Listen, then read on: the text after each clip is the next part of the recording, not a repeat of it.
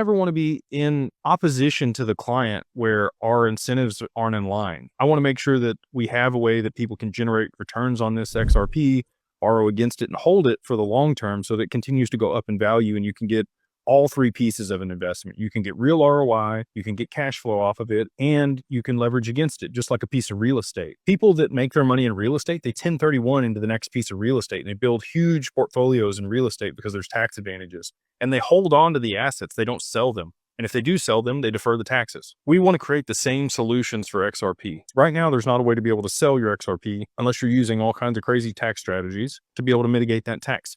I am hopeful, just like everybody else, that we get zero capital gains here in the US on XRP and these other digital assets, which I think is probably likely. I mean, how else are they going to be able to settle all these transactions with micro movements in the price and not have to rack up and keep track of all those changes and what the basis was and like all these things? The banks wouldn't do it. So I am highly confident that we do see a situation in the US where there are no taxes on certain cryptos that are infrastructure like XRP and XLM, HBAR, maybe XDC now that they're here domestically. But that will incentivize people to sell and they're going to miss the upside. So what's the cost to benefit on that? Yeah, you don't pay any taxes, but now you missed out on another 10x or another 100x or another 1000x on the investment. Like imagine selling Bitcoin at $100, not paying any tax. Awesome. But then you missed out on it going another 1000x to $100,000. We want to be working with people that want to hold over the long term. That is our client base at Digital Wealth Partners and Digital Ascension Group. We want to help people create legacies for their family that are multi-generational, where they